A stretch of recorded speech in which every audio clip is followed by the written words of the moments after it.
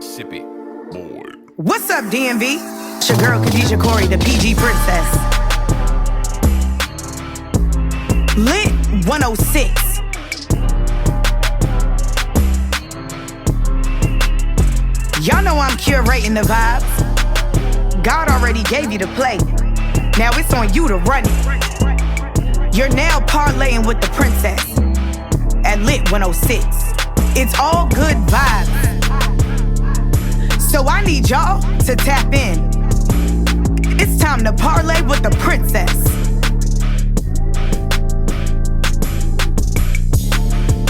I need all my royal family to tap in. What's up, DMV? It's always lit at 106. 106. It's the princess of Lit 106.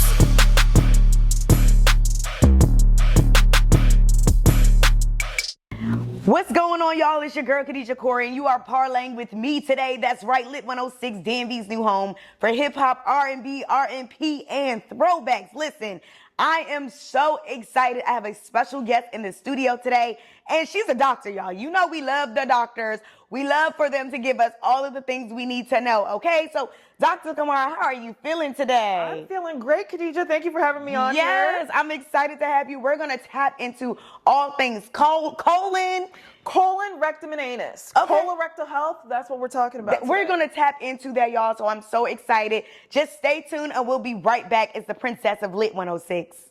All right, y'all, we are back, and again, I have Dr. Kamara in the building, okay? She is literally certified, a professional for real that handles all of the things when it comes to colon and so much more, just bringing awareness. So let's just talk a little bit more about that. You know, we just celebrated National Women's History Month, which was in March. And of course, it was Colorectal Awareness Month as well in March, I believe. Yes. Okay, so let's talk about how it does.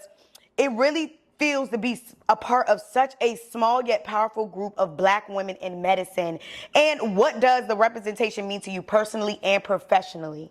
Absolutely. So when I think about being a physician, I just realize as a Black woman, I really only make up 2.8% of physicians are Black women. Wow. So that's a very small percentage considering how much we are in the population. Yeah.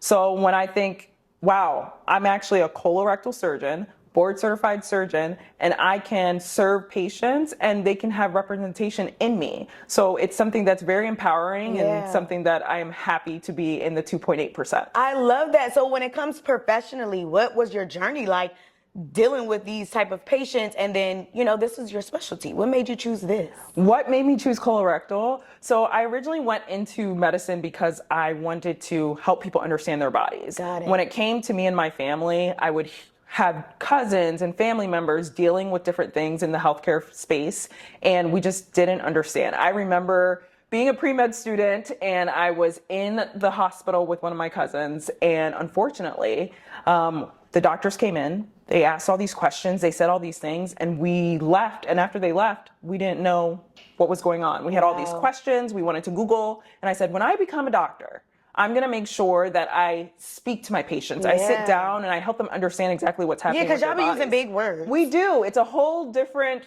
language. Okay. Medical lingo. Right. So that was one of the main things. And then I fell in love with the operating room in the when I was in medical school. And then after that, I realized that colorectal surgery would allow me to do public health surgery. So I can speak about colorectal cancer awareness, and I can speak about constipation and hemorrhoids and all the common things that bother patients on a daily basis that they might be too embarrassed to talk about. Well, first of all, we thank you so much for being part of that 2%, okay? So that is definitely inspiring for young women like me who are thinking about going into the medical field. Okay. No, I'm not, but girl, you know, that's okay. But it's somebody out there who is definitely following your tracks. So listen, we have so much more to talk about on this interview. I'm so excited. We have Dr. Kamara in the studio today. But look, don't move. We'll be right back. Stay tuned and stay locked in. It's the princess of Lit 106. We're back, and I have Dr. Kamara in the studio. So we need to kind of talk about the career path, which we already tapped in a little bit more, but I want to know about those cultural roots, okay? So as a first-generation Sierra Leone American who's now a leader in colon and rectal surgery, how has your cultural background and upbringing kind of shaped your journey in medicine and your commitment when it comes to public health?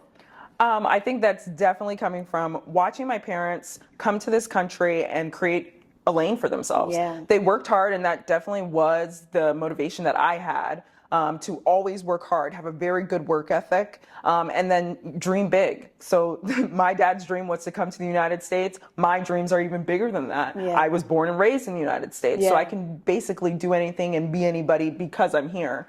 I would say you asked a little bit about the career journey. I think one thing I should say is that training to be a colorectal surgeon is a very long path. So after you go to high school, then it's 4 years of undergrad, 4 years of medical school, 5 years of general surgery training, and then 1 year of colon and rectal surgery fellowship. School. It's a lot of education. So it takes a lot of preparation, a lot of training to get to this point. Yeah. And now I'm just happy that I can serve my community and speak out about things that people need to know more about. Yes, listen, DMV, you heard it here, okay? She is a true professional, learning all she can to help and educate people in the community. So that is extremely important. All right, listen, stay locked in. We got a few more in this interview. I'm so excited to have Dr. Kamara. We'll be right back as the princess of LIT106.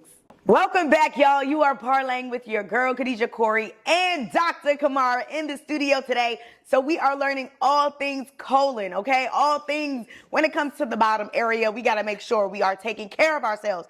So let's talk about health education and advocacy. So you've used your medical journalism to kind of increase when it comes to health literacy and empowering your patients. So why is that so important to you? And how do you think better education can lead to better outcomes in the community of color? Okay. So I think number one, it's most important to meet patients where they are. People get very scared when it comes to healthcare. It scares them. They don't know what to do. So I wanted to go meet patients where they are, which is social media. Yeah. Social media, everyone is scrolling, so that's the best place to do it. A lot of physicians are using social media to educate and to talk about topics such as finding blood in the toilet or having a lot of constipation.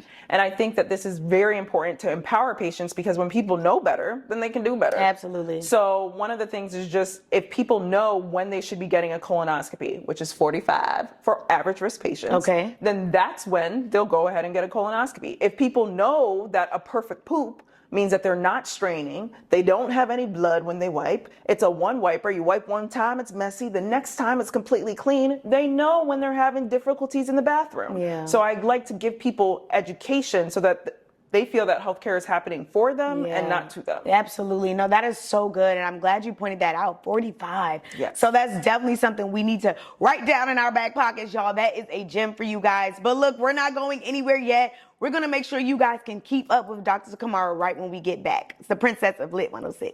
We are back in the studio. You are parlaying with me, your girl, KHADIJAH Corrie, and Dr. Kamara. Listen, we want you guys to keep up with Dr. Kamara, all things colon, just making sure you guys are taking care of yourselves. So how can everybody keep up with you? Where can they follow you, or consultations or websites? Where's your office? All the things. All right, so you can follow me on Instagram, Dr. Kamara, so DrKamara, and then you can also follow my website or visit my website, www.kamaramd.com. Yes, well, we love it. We appreciate you. Thank you for all that you're doing and serving in the community. We need more people like you. So thank you so much for being here today. Happy to do it. Yes, all right, you heard it. Listen, I just had my Royal Spotlight interview with Dr. Kamara, and it was great. Please make sure you guys take care of yourself. We'll be right back with a quick break as the princess of LIT106. It's always lit at 106. 106. It's the princess of LIT106.